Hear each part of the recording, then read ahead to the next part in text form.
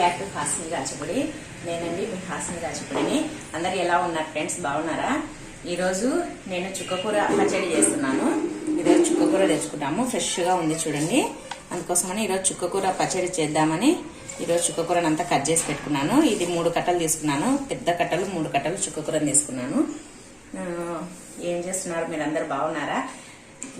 తర్వాత ఈ చుక్కకూర పచ్చడిని నేను చేస్తా కదా, ఇది వీడియో స్కిప్ చేయకుండా చూడండి. ఎవరైనా మన ఛానల్ ఫస్ట్ టైం చూస్తున్నట్టయితే ప్లీజ్ సబ్స్క్రైబ్ చేసుకోండి. మీ ఫ్రెండ్స్ కానీ మీ రిలేటివ్స్ కానీ షేర్ చేయండి. తప్పకుండా ఈ వీడియోని చూడండి. ఇప్పుడు చుక్కకూర పచ్చడి ఎలా తయారు చేయాలో చూద్దాం. ముందుగా ఈ చుక్కకూరను శుభ్రంగా కడిగి పెట్టుకుందాము. ఇదిగోండి, చుక్కకూరను అంతా శుభ్రంగా కడుక్కొని ఒక డబ్బాలో వేసి నీళ్లు కారేటట్టు ఒక జాలేది ఉంది చూడండి, ఇలా ప్లాస్టిక్ డబ్బా, దాంట్లో వేసి పెట్టుకున్నాను. ఇదంతా నీళ్లు కారిపోతుంది. ఈ లోపు మనము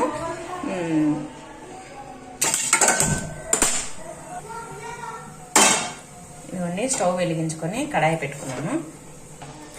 ఇదిగోండి కడాయి పెట్టుకున్నాం కదా, ఒక 4-5 టేబుల్ స్పూన్ల వేరుశనగ గుండను వేసుకున్నాము. ఇవన్నీ వేయించుకోవాలి. ఇవన్నీ ఇలా వేయించుకొని వీటిని తీసి పెట్టుకోవాలి. ఇదిగోండి ఒక టేబుల్ స్పూన్ జీలకర్ర వేసుకోవాలి. ఈ జీలకర్రను కూడా లైట్గా వేయించుకోవాలి. ఇదిగోండి జీలకర్ర కూడా వేగింది కదా, ఇప్పుడు ఈ జీలకర్రను కూడా తీసి పెట్టుకోవాలి. ఇదిగోండి కొన్ని మెంతులు ఎక్కువ వేసుకోకూడదు, చేదు వస్తుంది. అందుకోసమని కొన్ని మెంతులు వేసుకోవాలి. మెంతులు కూడా వేయించుకున్నా. ఇప్పుడు ఈ కడాయిలోనే ఒక 3 టేబుల్ స్పూన్ల ఆయిల్ వేసుకున్నాను. ఆయిల్ హీట్ ఎక్కాక ఇదిగోండి ఈ ఎండుమిర్చిని నేను ఒక 20 దాకా ఎండుమిర్చిని తీసుకున్నాను. 3 కట్టలు చుక్కకూర తీసుకున్నా కదా, అందుకోసమని ఎండుమిర్చి మేము కొంచెం కారం ఎక్కువ తింటాము, అందుకోసమని ఎండుమిర్చిని ఎక్కువగా తీసుకున్నా. మీరు ఎండుమిర్చి ప్లేస్లో పచ్చిమిర్చి కావాలన్నా కూడా తీసుకోవచ్చు. నేనైతే ఎండుమిర్చిని తీసుకున్నా. ఇదిగోండి ఆయిల్ హీట్ ఎక్కినాక దీంట్లోకి వేసేద్దాం. ఇదిగోండి ఆయిల్ హీట్ ఎక్కుతుంది. ఇప్పుడు ఈ ఎండుమిర్చిని ఈ ఆయిల్లోకి వేసేసుకుందాం. ఇవి లైట్గా వేయించుకోవాలి, సిమ్లో పెట్టుకొని వేయించుకోవాలండి. హైలో పెడితే ఒక్కటేసారి మాడిపోతుంది. ఇదిగోండి ఎండుమిర్చి ఇలా వేగిన తర్వాత తీసి పెట్టుకోవాలి.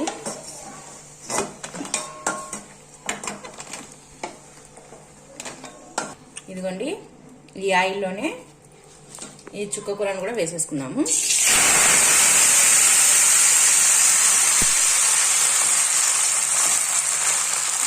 అదే ఆయిల్లో సరిపోతుంది ఇంకా చుక్కకూర. ఇది కూడా బాగా ఈ చుక్కకూర అంతా మెత్తగా అయిపోవాలి మగ్గి.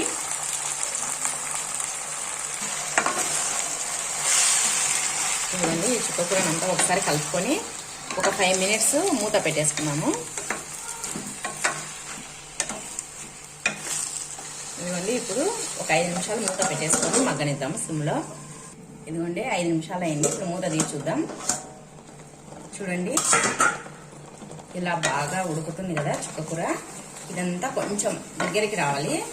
చూడండి బాగా అంతా స్మాష్ అయిపోయింది, అసలు ఏం లేదు. ఇదే మిక్సీ పట్టాను కూడా. చూడండి ఎంత బాగా అయిపోయిందో. ఇంకా కొద్దిగా ఉడికితే సరిపోతుంది, దగ్గరికి వచ్చేస్తే. ఇదిగోండి చుక్కకూర అంతా దగ్గర పడింది కదా, ఇప్పుడు స్టవ్ ఆఫ్ చేసుకున్నాము. ఇదిగోండి స్టవ్ ఆఫ్ చేసుకున్నాం కదా, ఇది కొద్దిగా చల్లారాలి. ఈ లోపుగా మనం ముందుగా వేయించి పెట్టుకున్నాం కదా ఈ శనక్కాయ విత్తనాలు, జీలకర్ర, మెంతులు ఇవన్నీ మిక్సీ జార్లోకి వేసేసుకోవాలి. ఇవన్నీ దీంట్లోనే ఎండుమిర్చిని కూడా వేసుకోవాలి. ఉప్పు సరిపడినంత ఉప్పు వేసుకోవాలి, ఈ పచ్చడికి సరిపడినంత. ఇదిగోండి ఇవన్నీ వేసుకున్నాం కదా, ఇప్పుడు దీన్ని మిక్సీ పట్టుకున్నాము. మిక్సీ పట్టుకొని తర్వాత ఇది కూడా వేసుకొని ఒకసారి కలుపుకున్నాము. ఇదిగోండి ఇలా మిక్సీ పట్టుకొని చూడండి ఇలా పట్టుకోవాలి. మరీ మెత్తగా పట్టుకోకూడదు, ఈ విధంగా పట్టుకొని ఇప్పుడు దీంట్లోనే ఇది ముందుగా మనం మగ్గబెట్టి పెట్టుకున్నాం కదా చుక్కకూరని, ఈ చుక్కకూరని కూడా వేసేసుకోవాలి.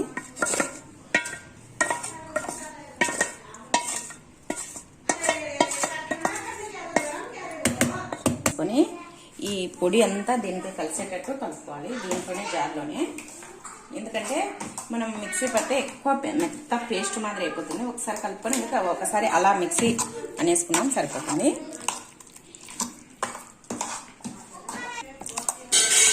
చూడండి అంతా ఒకసారి ఇలా కలిపేసుకొని ఒక్కసారి మిక్సీ అలా తిప్పేసి వదిలేసేద్దాం. ఒకసారి మిక్సీ అలా తిప్పేసుకున్నాను. ఇప్పుడు దీనికి తాలింపు వేసుకున్నాము. ఇదిగోండి చుక్కకూరకు తాలింపు వేసుకోవడానికి పచ్చడికి ముందుగా ఒక ఆనియన్స్ తరుపుకున్నాము.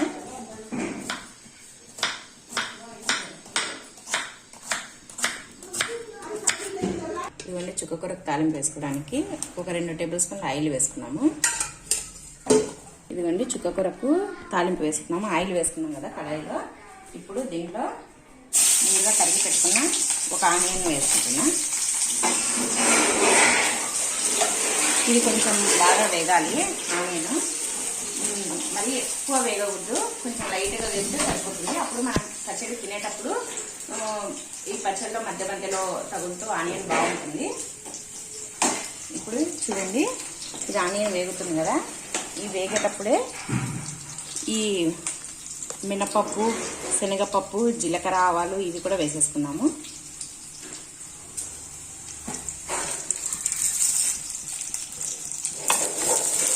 ఇవి కూడా వేసుకొని వేయించుకోవాలి. ఇదిగోండి ఈ ఉల్లిగడ్డలు వేగుతున్నాయి కదా, దీంట్లోనే కరివేపాకు కూడా 2 రెమ్మల కరివేపాకు కూడా వేసుకోవాలి. వేసుకొని 2 ఎండుమిర్చిని చిన్న చిన్న ముక్కలుగా తుంచుకొని వేసుకోవాలి.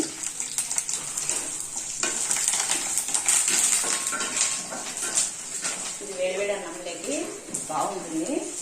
పచ్చడి పుల్లగా చాలా బాగుంటుంది. పచ్చడితోనే తినేసేయచ్చు అన్నాము. ఇదిగోండి తాలింపు వేగింది. ఇప్పుడు దీంట్లో ఈ ముందుగా మిక్సీ పట్టి పెట్టుకుని ఈ పచ్చడిని వేసేసుకున్నాము.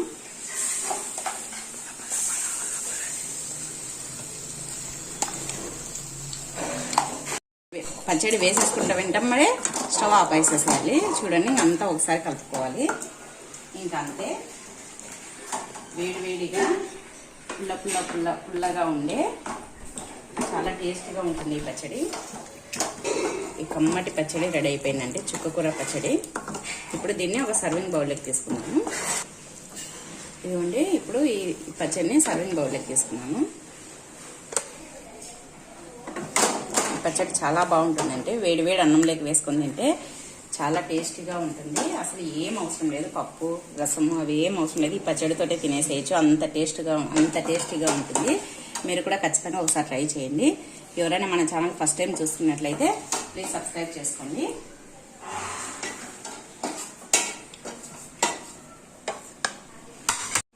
ఇదిగోండి నేను చేసిన ఈ చుక్కకూర పచ్చడి మీకు నచ్చినట్టయితే ప్లీజ్ లైక్ చేయండి, షేర్ చేయండి, సబ్స్క్రైబ్ చేయండి. పక్కనే ఉన్న బెల్ ఐకాన్ క్లిక్ చేయండి. ఈ వీడియో చూసినందుకు అందరికీ thank you for watching. Bye.